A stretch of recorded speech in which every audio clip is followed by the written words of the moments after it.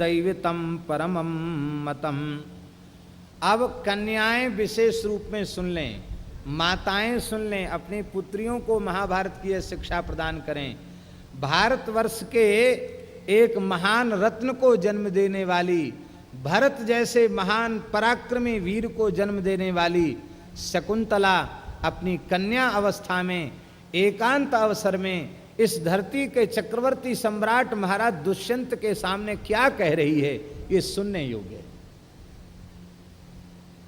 आज महाराज जी भारतीय कन्याएं इसको स्वीकार कर लें तो जो लज्जाजनक घटनाएं हो रही हैं, आज अंतरजातीय विवाह हो रहे हैं, माता पिता से पूछने की आवश्यकता का अनुभव नहीं हो रहा है, मनमाने ढंग से चरित्र का पतन हो रहा है। ये जो देश के सामने समस्याएं हैं, इन सब का समाधान हो जाएगा। हम तो कहते हैं ये ऐसे सुंदर श्लोक हैं कि घर घर में लिखा देने चाहिए, इतने सुंदर श्लोक हैं महाराज। शकुंतला के भाव, शकुंतला कह रही है, पिता ही मे प्रभुर नित्यम दैवतम परमम मतम यस्य वा दास्यति पिता समय भरता भविष्यति। हे राजन, मेरे पिता ही मेरे इष्ट देवता हैं, वही मेरे लिए परमात्मा के समान हैं। संतान के लिए पिता माता से बढ़कर और कोई नहीं हुआ करता है। मेरे पूज्य पिताजी जिसे मुझे प्रदान कर देंगे वही मेरा भर्ता होगा। मैं स्वतंत्र नहीं हूँ, मैं अपने पिता के सर्वथा अधीन हूँ, क्योंकि हमारा धर्मशास्त्र वर्णन कर रहा है। धर्मशास्त्र की जो आज्ञा है उसे शकुंतला सुना रही हैं। पिता रक्षति कौमारे भर्ता रक्षति यौवने पुत्रास्तु स्थविरे भावे न स्त्री स्वातंत्र मरहति। बाल्यावस्था में कन्या के पिता का कर्तव्य है कि जब तक उसका विवाह न हो जाए तब तक उसके चरित्र की रक्षा करें, उसके पिता उसके भाई, और जब उसका विवाह हो जाए तो उसके चरित्र की रक्षा उसका पति करे। और पति के दिवंगत होने के बाद अथवा सन्यासी होने के बाद पुत्र अपनी माता की सुरक्षा करें, किंतु नारियों को सर्वथा स्वतंत्र छोड़ना नहीं चाहिए। बड़े दुर्भाग्य की बात है, इस पंक्ति के ऊपर न जाने कितनी अभागिनी स्त्रियों ने मनुस्मृति जैसे धर्म ग्रंथ को जला दिया। न स्त्री स्वातंत्र मरहति।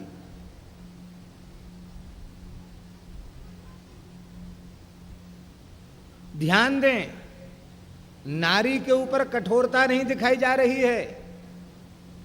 हमारे त्रिकालज्ञ ऋषि इस सिद्धांत को समझते हैं, पवित्र राष्ट्र के सृजन में नारी की ही सबसे महत्वपूर्ण भूमिका है।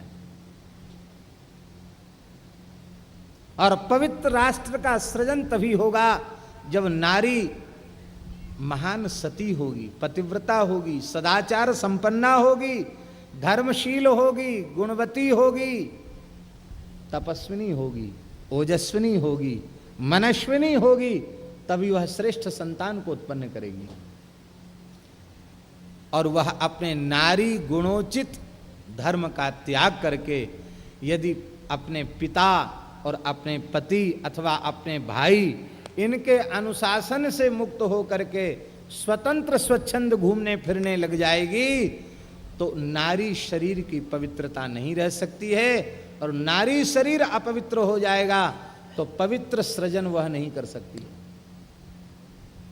इसलिए ध्यान दें, आस्तिक समाज के लोग ध्यान दें, नारी को कहीं प्रताड़ित नहीं किया गया।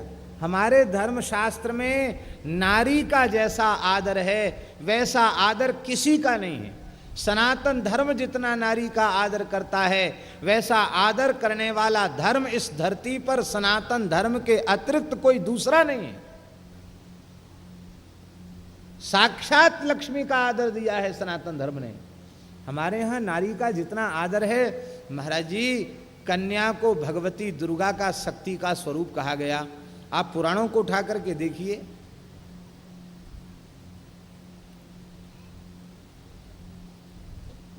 जहां कन्याओं के पूजन और कन्याओं को भोजन कराने की बात भगवान व्यास ने लिखी है, वहां वे लिखते हैं मोक्ष की अभिलाषा साधक में हो तो नवरात्रि के अवसर पर 6 वर्ष से लेकर के 6 वर्ष से लेकर के 10 वर्ष तक की कन्याओं का भोजन, ब्राह्मण कन्याओं का भोजन वह कराना चाहिए। मोक्ष की अभिलाषा हो तो,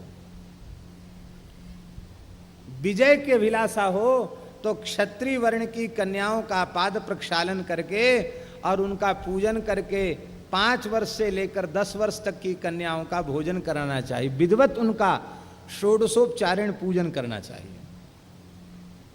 विजय हो जाएगी, चाहे जैसा असाध्य काम हो महाराज जी, विजय मिल जाएगी उसमें। क्षत्रिय वर्ण की कन्याओं का पूजन करें। व्यापार में घाटा हो रहा हो, बहुत गरीबी हो रही हो, धंधा नहीं चल रहा हो, वैश्य वर्ण की कन्याओं का और उनको सुंदर अर्घपाद्य आदि निवेदन करके 5 वर्ष से लेकर के 10 वर्ष तक की वैश्य कन्याओं का पूजन करके उनका सत्कार किया जाए, उनको मिष्ठान्न खिलाया जाए, भोजन कराया जाए, तो महाराज व्यापार का घाटा खत्म हो जाएगा,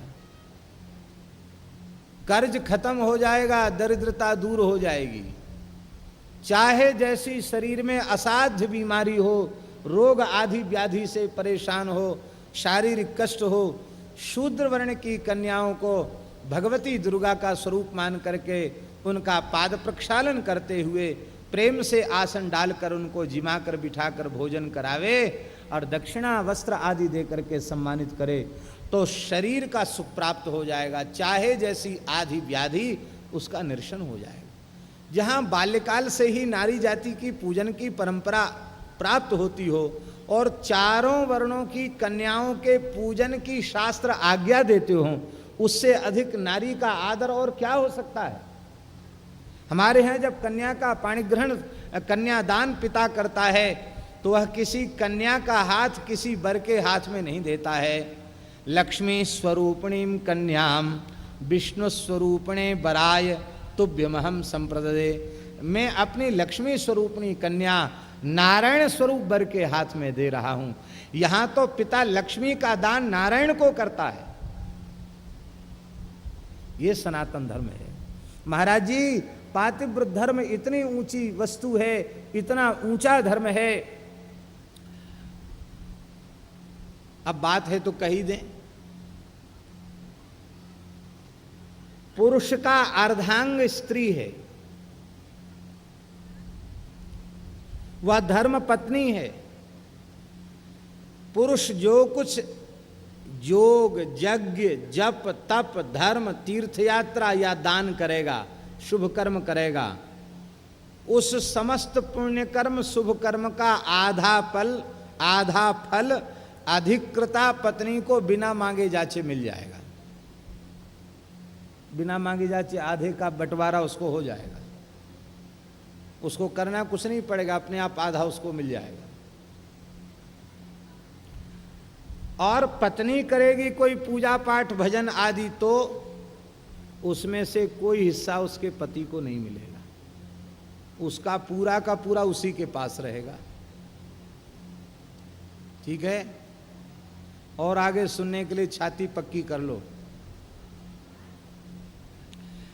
कथनचित स्त्री से पाप बन जाएगा तो उसका आधा फल पति को भोगना पड़ेगा। अब आप लोग केस करेंगे व्यास जी के ऊपर कि ये तो पुरुष जाति के साथ घोर अन्याय है।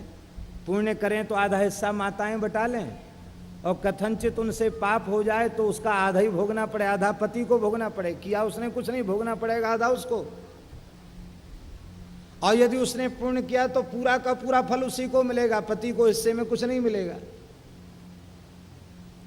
ये व्यवस्था है भारतीय नारियों के लिए। क्यों? क्योंकि पातिव्रत धर्म का पालन कोई सामान्य बात नहीं है। ये असी धर्म है, तलवार की धार पर चलने के समान है। तीय चढ़ी हैं पतिव्रत असी धारा। कौन सी पतिव्रताओं के लिए ये व्यवस्थाएं हैं? सब स्त्रियों के लिए नहीं है, उन पतिव्रताओं के लिए धर्मशास्त्र की व्यवस्था है।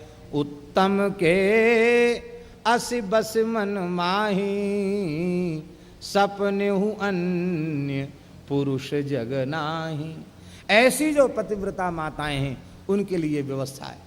देखो, ऐसा धर्म विश्व में और कोई दूसरा नहीं है। पंडित जी जाए के वृंदावन, अयोध्या, वाराणसी में पढ़ें, मध्यमा, प्रथमा, मध्यमा, शास्त्री, आचार्य, व्याकरणाचार्य, न्यायाचार्य, वेदांताचार्य, साहित्याचार्य, जाने कितने विषयों से आचार्य करें, तब लोग कहेंगे कि ये पंडित जी हैं, बहुत बड़े पंडित बन के आए हैं।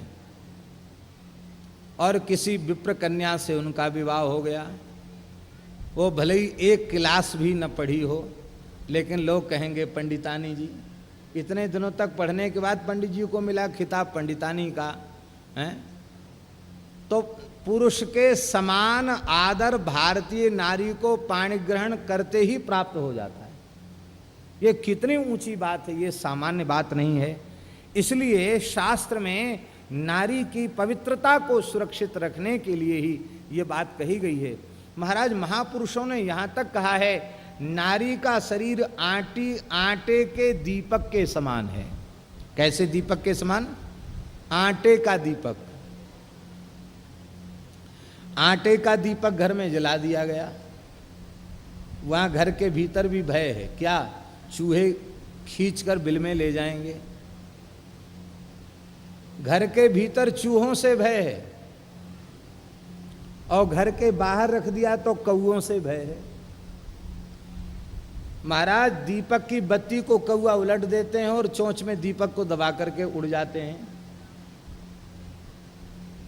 घर में चूहे से भय और घर के बाहर कौओं से भय, सब जगह भय। नारी के शील की रक्षा कोई नहीं कर सकता, नारी स्वयं कर सकती है। अपने शील की रक्षा, अपने सदाचार की रक्षा, अपने चरित्र की रक्षा नारी स्वयं करती है।